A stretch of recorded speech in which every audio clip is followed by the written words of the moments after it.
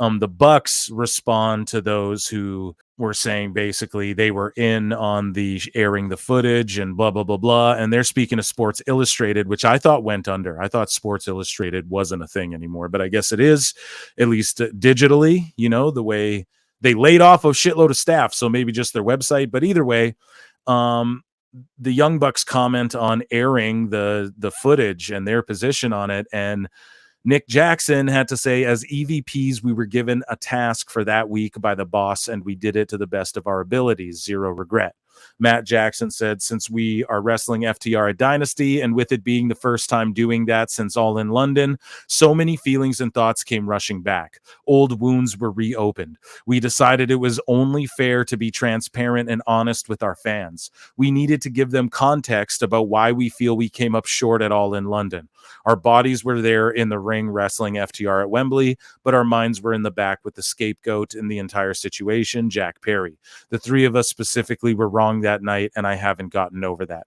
Now, they're working the angle. They're telling Sports Illustrated the angle. I'm not going to knock them for that. You guys are probably like, what the fuck? You're super down with the Bucks again, Phil Marks. What the fuck happened? Like, listen, man, they could have explained it without airing the footage. They could have said, what happened backstage that night. The people here know. We don't need to get into it. That's old news, but blah, blah, blah. But obviously, I'm always inclined to believe Meltzer when he's like talking about the Bucks and, Jack Perry might come back. I think that's what they're building to. It's like, obviously that's what they're building to, Dave, they told you that directly. So whatever, he's going to be the scapegoat, join the elite. It's going to be like them and Tony Khan. We saw Tony Khan on camera on Dynamite. Oh yeah, let's go. Trying to be all serious. I mentioned it earlier. Triple H got the huge pop in Montreal. He's a serious boss. He can take the piss with R-Truth, but then you have Tony Khan trying to be serious. Yeah, let's go. He's like truly becoming Vince McMahon. His hands are in too much. His hands are all over every single AEW show. His hands are all over, Ring of Honor, the Fulham football. So creatively spread too thin. He's spent, and then now he's going to lean into the corporate elite, and they're going to be villains or what? The faction Jack Perry and Tony Khan, and we're the anti-Punk guys, when they could have just did this with Punk and made a shitload of fucking money. What Dummy. The fuck? Yeah.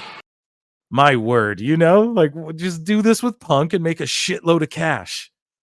Jeepers creepers. So, and I haven't gotten over that. Yeah, we can tell AEW. We can tell you haven't gotten over that.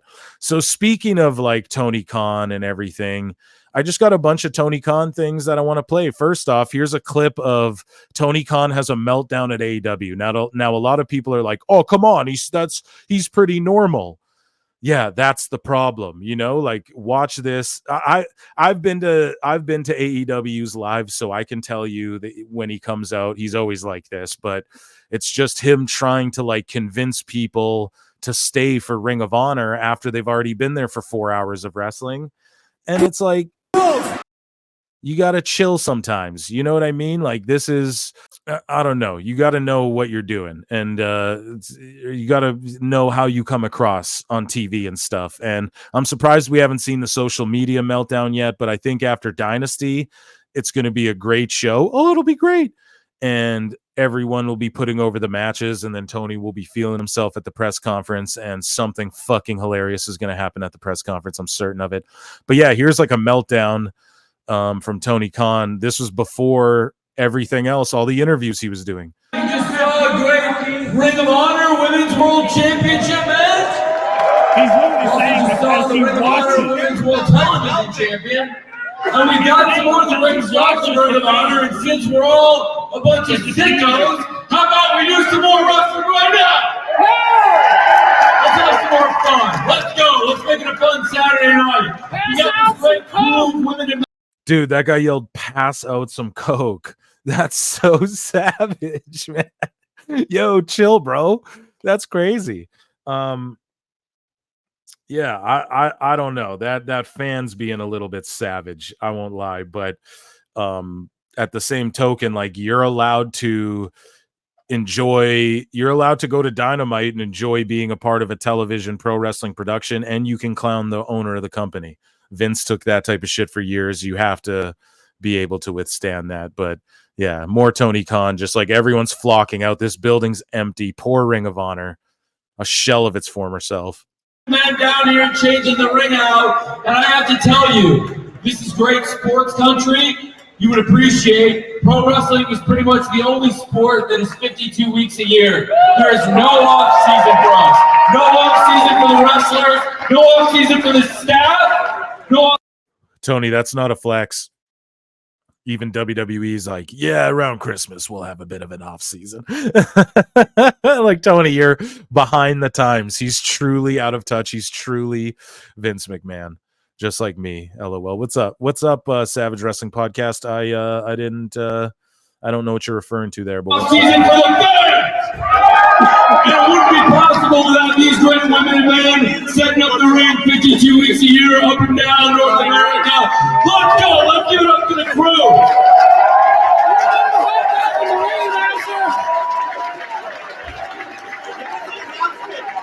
people were saying, "What's the announce?" They're like, "You could have let the ring announcer say this stuff." You're awesome. You're awesome. Let's give it up to the crew, and let's give it up to you fans. Let's go. They're going all right. You made it a great 3 hours live with AEW, and this show, this content we're filming, you get to watch it Thursday nights now on WatchROH.com. This Oh my God, Tony, they're leaving the building. Oh my God. Like, if it was Paul Heyman, he'd be in the ring. Like, people go, "Oh, it's like ECW." No, it's not. Paul Heyman would be in the ring, like, you know, talking people with wizardry, with his verbal wizardry, you know, back into the seats. You know, this is real. Oh, you said something. Yeah. Being savage, and I popped to that. Yeah, sure. I mean, you bought the ticket.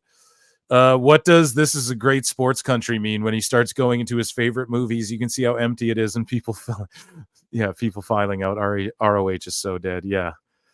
Oh man.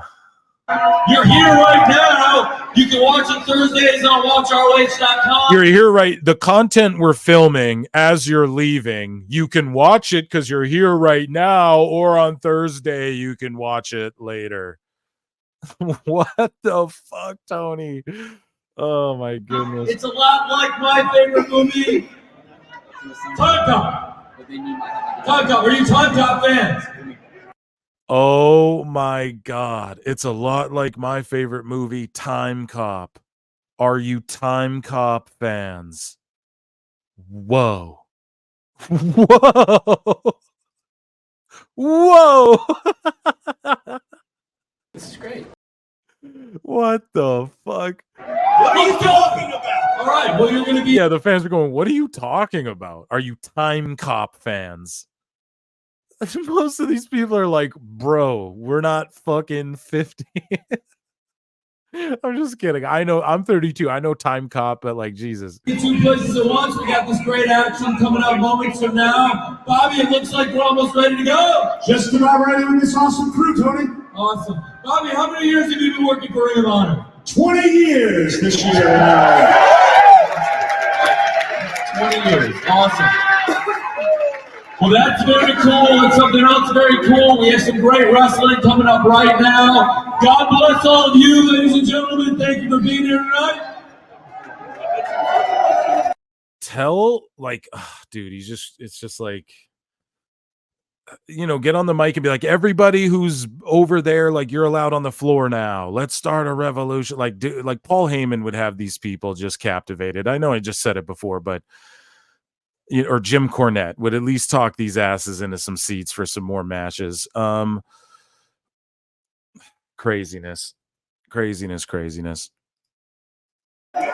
Looks like we're almost ready to get going with the action, but I just wanted to come out here and thank you personally and get this thing started again. And I was going to ask you, is anybody going to watch Dynasty next weekend? Oh yeah, let's go! We'll see you in a little bit. Looks like we're almost ready to go here with the action. Is anyone going to watch Dynasty? They're all sitting there like, "Well, what? You just sold us like 15 things." Like, it's what Excalibur does. Oh, and next week they stopped doing it as much, thankfully. But Yeah, it was always like he would just ramble off the whole fucking 2 weeks worth of shows, matches, and you're just sitting there like, okay, how do I retain any of this?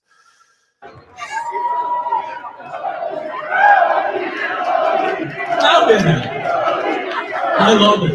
Is anybody gonna drive a little bit west on I-74? Come see Dynamite on Wednesday? No!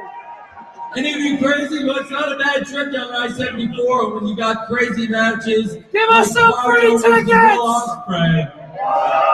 Personally, I'm gonna come up and I'd want to go westward on I-74 and catch that. Bobby, let's go. You're going to Dynasty? You're going to Dynasty. Dude, there's no one there. Why are you asking if they're going? Awesome. Well, I hope you're going to make St. Louis. I'm excited to see you there, sir, in St. Louis, and the rest of you watching it Sunday on pay-per-view. And let's get this Ring of Honor going, Bobby. Let's get referee out here. All right, we are just about ready to go. We're kicking things off with 6 women tag team action.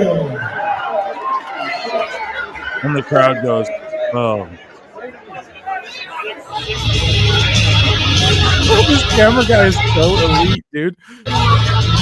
The camera guy's all elite. He captured everything perfectly there. I feel like that was a great, whoever was filming that, everyone's like, oh, why is Sasquatch always filmed on like a potato? This guy really did well there, man. So that's basically how Tony's last week started off, right? And then he starts giving interviews and he starts talking about the wrestling boom period. And we talked about it. I've talked about it ad nauseum. What boom period? AEW and Ring of Honor are not experiencing a boom period. And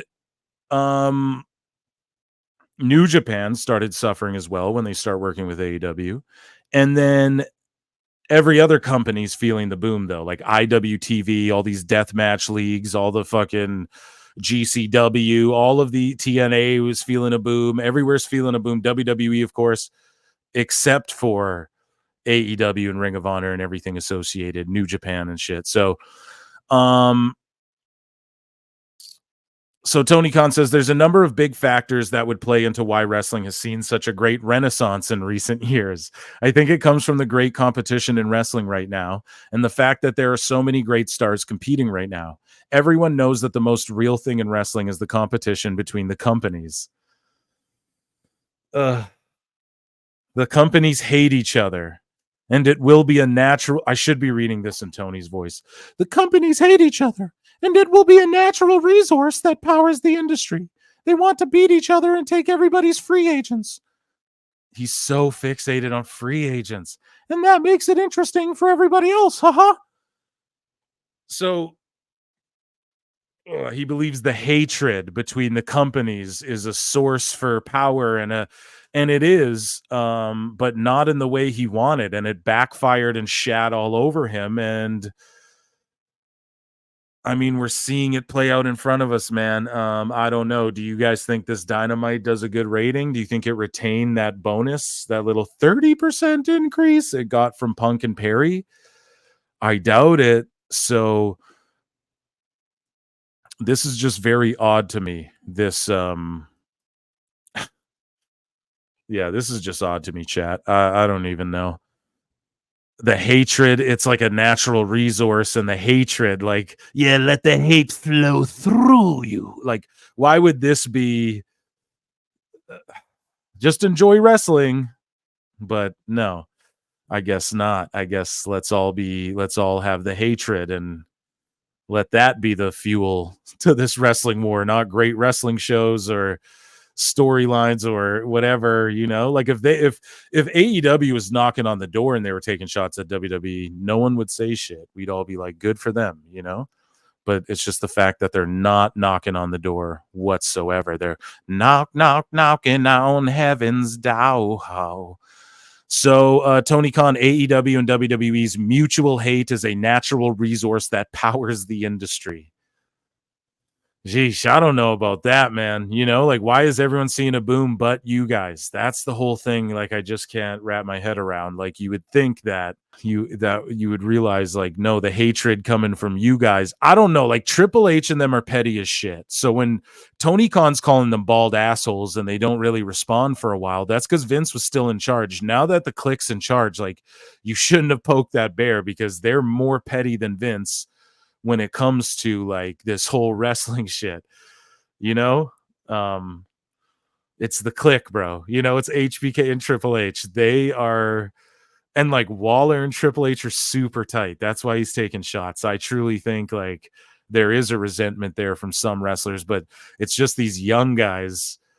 I don't know. There's even in WWE, you're seeing it with Waller, but he's just like more leaning into his character. Whereas in AEW, it's like it's not Ospreay's character to like he hasn't really established what his character is in AEW moving forward, other than like, you know, change my family's life, bruv, and I put on the best matches. And it's like, okay, that's awesome. That's everyone else. That's like FTR's gimmick and everyone else's gimmick too. Again, Tony's like focusing on the hate, focusing on the wrong things. And that's what, and then like, again, I got today on X, some guys like, I would hate to be on the other side right now. AEW's doing and I'm just sitting there like, that's what I mean. Like, how is it okay to stan AEW that's trending downwards, but it's not cool to then stan WWE or something? Like, it's just, that's the shit that just irks me, you know, because it's like, it's pro wrestling, dude. And you are the ones who are like, Google everything and stan everything. And you can't even name a Stardom match and all that shit. But it's not, so it's cool to be a fan of Stardom, but not WWE. Like, I just don't get the law there. It's illogic. We've covered it again ad nauseum on this show. But so Tony Khan, again, he goes on to speak more. This is with the Chris Russell show. So he was doing a bunch of media, right? This is all via Cultaholic for the most part.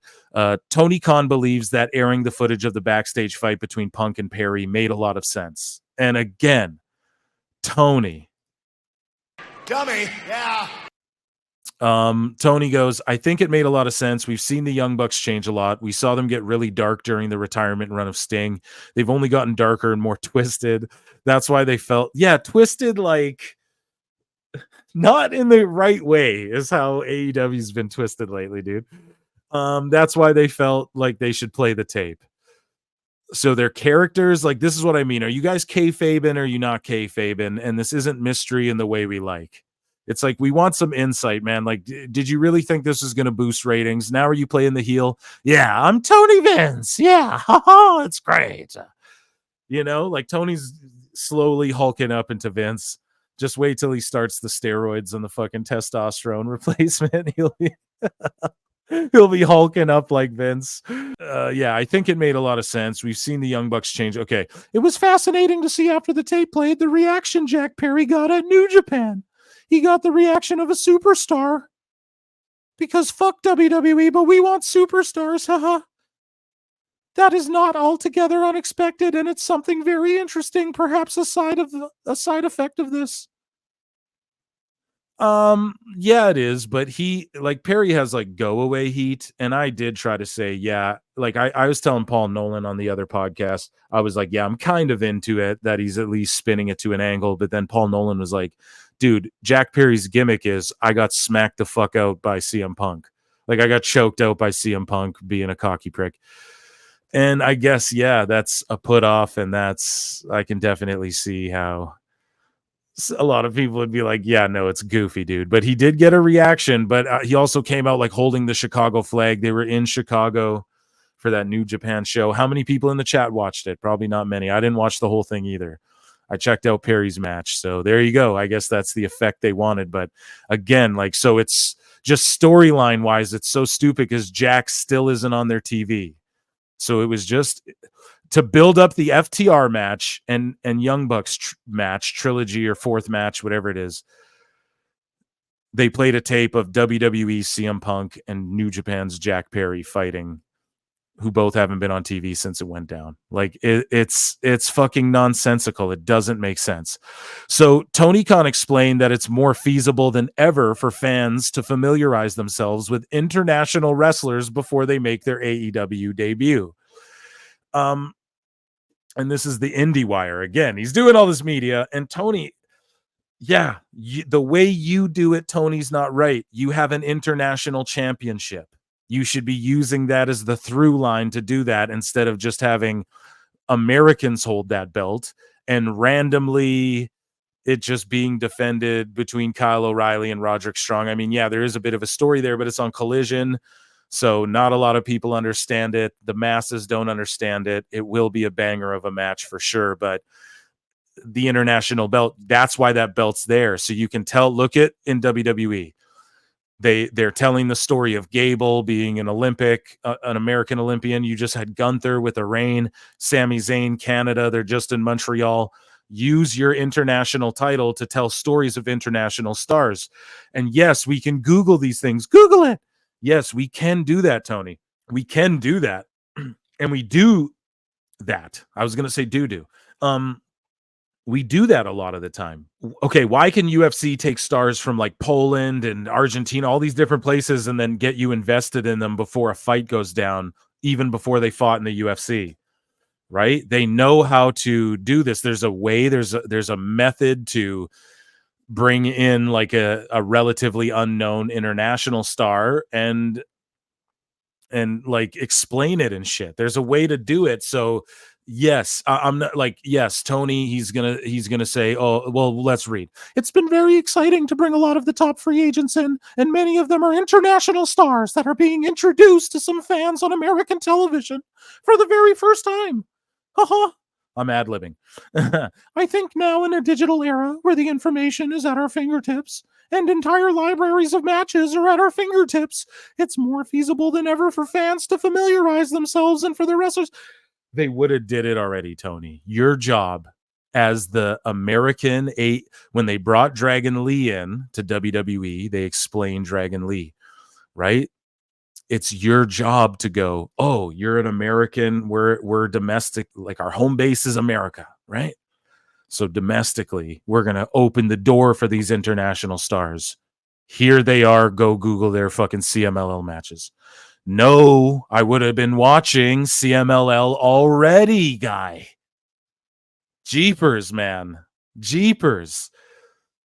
Like, we would have already been watching it, you know? That's the thing with Ring of Honor. It's like, if a million people, that's the problem. I used to say before he bought Ring of Honor and when he first did buy Ring of Honor and he was bringing all the Ring of Honor champions on his show, and he still does it. But I said, dude, this is only lowering AEW to Ring of Honor. Like, if a million people were going to watch Ring of Honor, they would have fucking did it when it was like, they would have did it already. So like, make yourself above that, and then we'll compare you to WWE. But it's just floundered.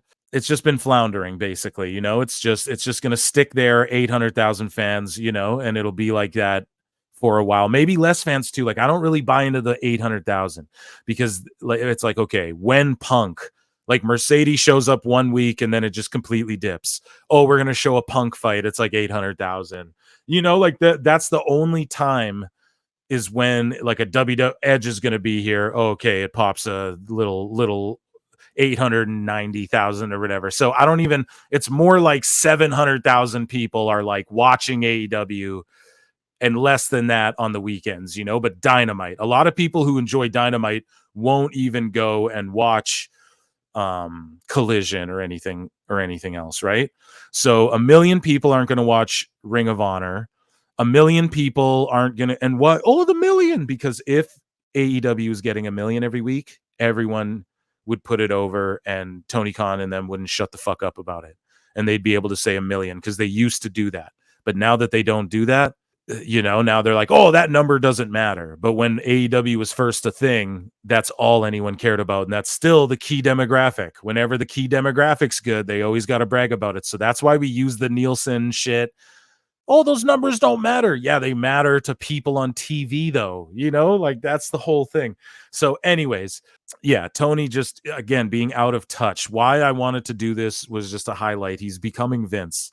And I covered it a little bit before with the Dynamite angle. He's on TV now. Is he going to be on TV more and more, healing and siding with the Bucks in these interviews and going, I get why they aired the tape. Yeah, I'm Tony McMahon. I'm Tony McCon. That's like what it's basically becoming. And then to cap it off, Tony says if Nikki, so this is via at Battleground here, Battleground IHR, whatever that is. Check them out, shout them out. And this is via Wrestle Purists. So now Tony Khan's talking about, so Nikki Bella, went on an interview and said, when I saw Mercedes Moné debut, it made me want to come into AEW. Of course, she hasn't even wrestled. Mercedes Moné isn't even wrestling on Dynasty. The first big pay-per-view. After her debut, she's not even wrestling on it. What the fuck? When is she wrestling? When is she having a match? What the fuck did you sign her? Like, is she just not ring ready? Why debut her? What the hell? Like, why are they just showing her on TV, just wasting her then? Lights go out. They fucking come back on. She's on the ground. This week, she just runs out with a chair. I get it. Oh, they're building, but this is the same shit in the women's division. Every week it's just Abaddon's getting attacked. Thunder Rosa returns by running in with a chair. Soraya runs in when the girls are getting attacked. That's how every woman returns or debuts in AEW. Getting fucking sick of it.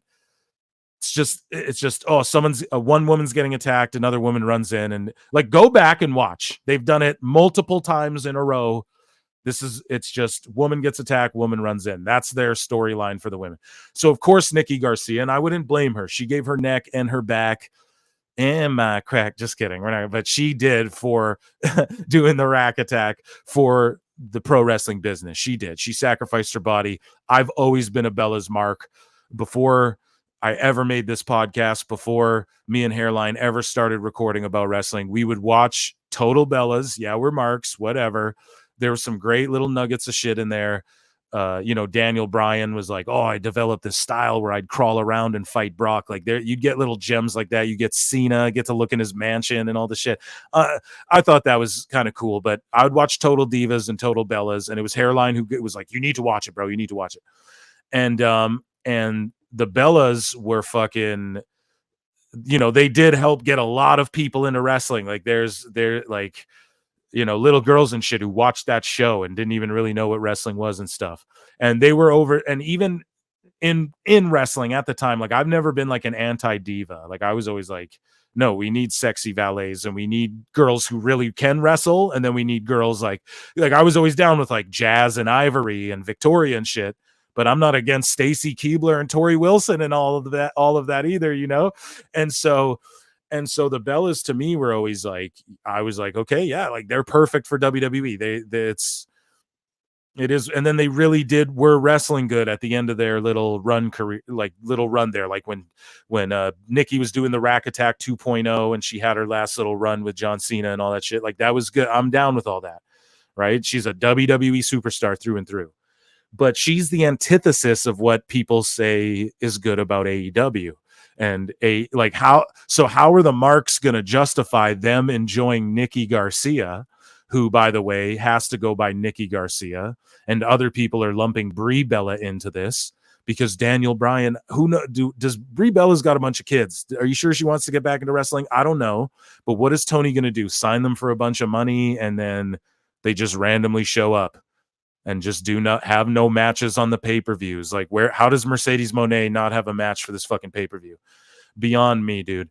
And so Nikki Garcia would be on the show after Raw, and she felt snubbed by WWE with the Barmageddon. They would say, like, hosted by I forget their fucking name. I would watch it all the time too, but they'd have like different celebrities on there, like Michelle Rodriguez or Jelly Roll or like whoever, and it's hosted by that you guys know, it's Barmageddon. It would come on after Raw.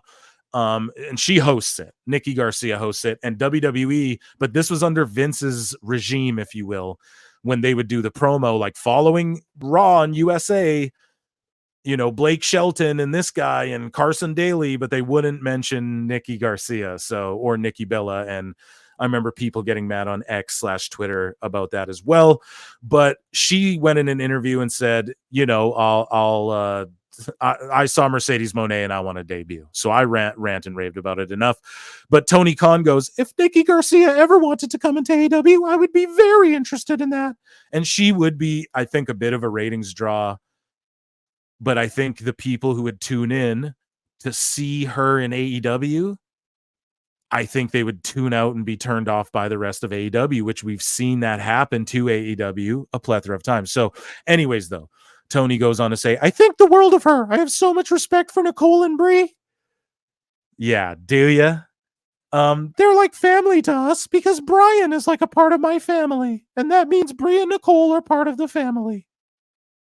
Do you think they've all like had dinners together and partied together and stuff like that? And you know what I mean?